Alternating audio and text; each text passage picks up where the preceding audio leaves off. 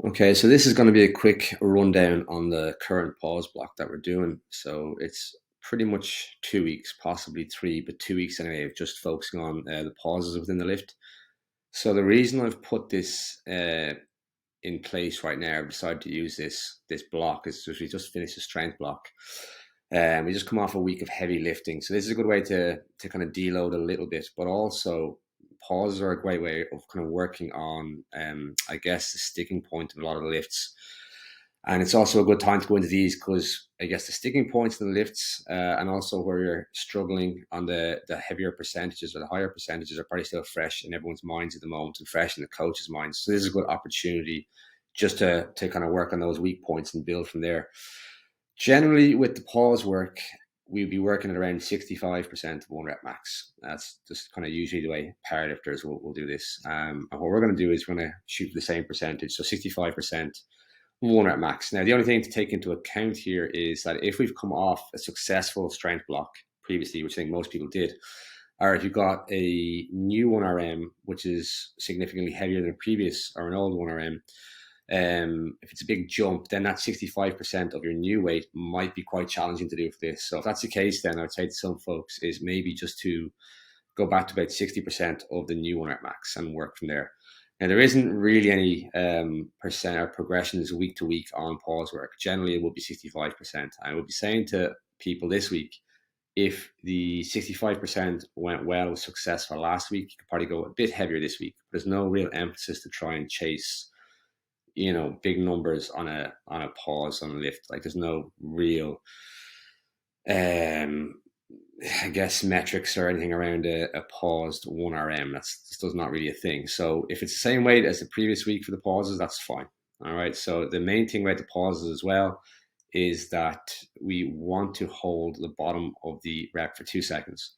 So if you're picking a weight where you can't hold that for 2 seconds, then go lighter. Let the pause dictate the amount of weight you're using on the barbell. So if you're using a heavier weight or 65% and you just think to yourself, I can't hold this for 2 seconds strict, then go lighter until you can. Okay. So that's a quick overview on pauses. I'm going to run just briefly through 1 week of the block here and just the run over exercise selection, explaining why I've picked certain exercises. And really what I'm trying to do here is just build a strong base for the next block of training. So generally we have pretty much always the breakdown is day one is a squat day. You can see here, day two is a bench day, day three is a deadlift day, and we have day four for folks that are making it in 4 days. It's going to be a press day. So we have our pause squats as our first lift on day one. We have a weighted static dead bug in there somewhere. So essentially all this really is, and there's various things we can do in 90-90 breathing, but this is really just how to learn how to breathe while keeping braced and keeping our core tight. This is one of the big things where I saw people tend to struggle as the weights got heavier, especially in squatting, was keeping a strong brace throughout the lift. People lost a bit of tension. And even from a psychological point of view, if you lose a bit of core tension or tightness, the weight always seems to feel heavier. So it's important from a safety perspective as well that we want to stay strong and steady under the barbell. So this is a good opportunity when we're not using max weights or near max weights in terms of percentages to practice and refine technique a little bit. On our day one, we have some RNT split squats. So that's a split squat with the band, and that is useful for over correcting common movement faults. And in this case, it's the knee caving inward or knees caving inward. We're using a band to pull the knees in slightly. So we have to really focus on keeping the knees out over the toes and using our glutes and hips to help maintain that strong knee tracking. Z press is an overhead press, but using more core. So we're not standing, we're not seated. Well, we are seated, but we're not sitting on a bench, we're sitting on the floor. So with this one, there's no real momentum. So we might have to go a bit lighter than normal. But we're looking for strong technique and good posture on this one. For the C1, C2, and C3, C1 and C2 in particular, it's a lot of upper back work here. So standing, prone, dumbbell row. I've selected this one without the use of a bench for this week because I want people to really focus on keeping their hamstrings engaged, the posterior chain, all the muscles along the back engaged on this one. Band pull aparts, again, a lot of times these are in a warm up and they're just done without much thought at all. And it's kind of pointless, as with a lot of things. It's kind of pointless if you don't focus on what you're doing.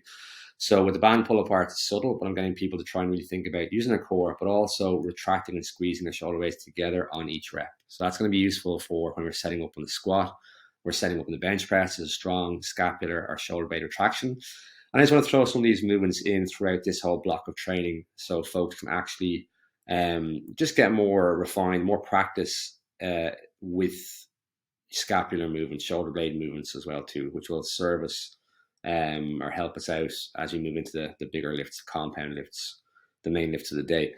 So we have day 2 is a bench day. So pause bench. Again, we're holding the barbell on our chest for 2 seconds. With this one now, it's always something I'm trying to convey with pause work is we're not stopping, we're not resting or switching off in the pause. We're actually working throughout the pause. So in terms of the bench press, when the bar is on our chest or touching our chest, the entire weight of the barbell is not resting on our chest. We're still keeping tension within our arms or, in our shoulders as well, triceps, and especially the legs too. I think a lot of people don't really use the legs enough in the bench press. So when we're using lighter weights here with the pause and we're trying to gain some momentum or drive to push the barbell off our chest, we're really trying to use that leg drive as well. We're keeping our feet pressed into the ground as well and keeping tension throughout the legs. So again, we're working in the pause. We're not just resting and letting everything go slack when we're doing the pause for any of the lifts. So we have our external rotation work. Again, working on strong shoulder blade stability, external rotation. So we're trying to work on kind of the small muscles within our shoulders, just good for our posture. Chin up progressions again. We have our 1-arm lateral raise. So just some hypertrophy work, some work for the upper body. Banded dead bugs, again, a little bit of core work. So we have straight arm push downs here. The reason I've added this one in, this is not one that we see too often. It's much easier to do with a cable machine as opposed to bands, but you have to make do with bands in the gym.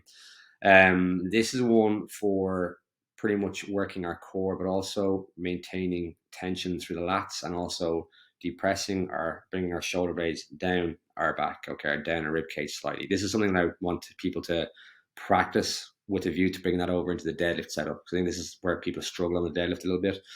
When it got heavy, they just weren't able to maintain tension in their upper back, and with keeping their shoulder blades steady and I guess planted or anchored into the same position in the shoulder blades and upper back. So it's trying to keep a bit of upper back tightness there and getting the lats firing a bit more too.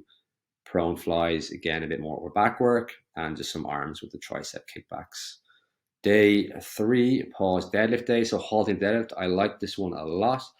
A lot of folks, again, just with the deadlift and it got heavy, were struggling on the upper back tension, keeping the lats firing and engaged. Also, as they started to lift, they got into a good position, or most folks got into a good position initially, but as soon as the weight came off the floor, they lost tension. Okay, we want to try and keep tension as the weight comes off the floor. And also, as we're lifting, we don't want the hips to shoot up too early either. You want to keep a consistent back angle initially, and the halting deadlift helps with this. It also helps to build a bit more strength and stability, isometric tension within the lower back muscles. And this is one that I would not look to go too heavy and maybe be slightly conservative with this. And also, I would say a lot of times I would try and get folks avoiding overextending or overarching the lower back. But in the case of this deadlift, without being too aggressive, I would look to, during the pause, try to arch the lower back a little bit more than when we did maybe in the setup or as the weight came off the floor. All 4 abs, some breathing drills again here. I'm not a big breathing guru by any means, but I do, with my limited knowledge, see that folks a lot of times aren't breathing properly when they brace. They're just breathing into their upper abdomen, their rib cage, not into their belly, and they're not really kind of creating any more extra stability for the lumbar spine or their core or the lower back. And this is something we need to practice on too as well. And especially with the all 4 abs and these kind of breathing drills, if you're not feeling anything doing them, don't just kind of keep quiet. Let one of the coaches know. Try and help you out so you can really get the most out of that, because it is important going forward when we're lifting heavier weights.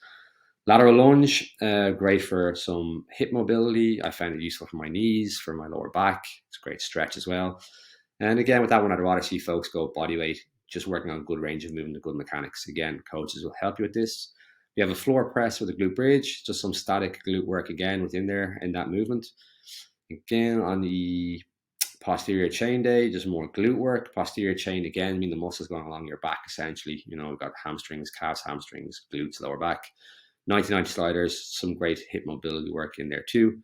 Sheet hammer curls, side plank, the row, core work, and long lever bridge, really undervalued, underrated hamstring exercise. Anybody with knee issues as well, I would really recommend, again, working on this movement. It's just body weight, 30-second squeeze, you should really feel like your hamstrings are in a cramp here. If you don't feel that at all, again, ask a coach and we'll help you out. Day 4, the press day. Presses are harder to use within a pause kind of cycle, purely because, as we all know, presses start in the bottom position of the lift anyway. So it's very hard to, well, essentially the first repetition is almost like a pause, the first repetition every set. What I'm going to do here is I'm not going to go for the percentages. I'm going to go for roughly a challenging but doable 5 reps. And again, depending on how the first set goes, for shoulder press never normally feels brilliant. We can go heavier preceding sets. The other 3 lifts, I like to keep the weight the same all the way across. But with the shoulder press, if we can go heavier, perfect. But what we're doing here is we're holding the weight at the top of the repetition only on the very last rep of each set. So not every repetition, but the last rep of each set, we're holding the top 5 seconds. And as we're holding that weight overhead, we're just trying to check in with our, keeping sure that our rib cage is stacked over our hips. We're not overextending. We're keeping our core engaged, nice straight posture throughout. Dead bug, 1 arm overhead reach. Again, do this properly. You should get a stretch in the shoulders. It's core work. It's also really good for those overhead positions, especially for tightening our backs. This is one to really focus on. Even as a warm up in a bench press day, it can be useful. Elbowing row, some more scapular work as well. Feet up, pull over. Again, good for shoulder health, also for core.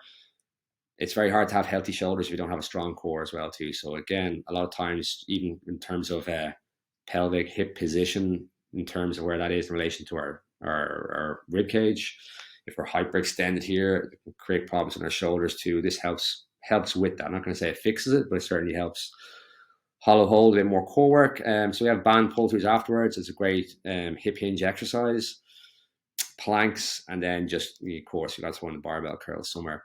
So that is pretty much an overview of the pause week. And we're already into the second week. We're probably going to have another short strength block coming up after this with another deload. And we're going to get into a hypertrophy block again pretty soon. So I hope this gives you a bit more of an understanding as to why I've picked certain movements here. I might try and do more of these videos for future training blocks as well, so it gives people clear objectives also within the block and what we're looking for too. So any questions as usual, just ask me, and I'll see you all in the gym.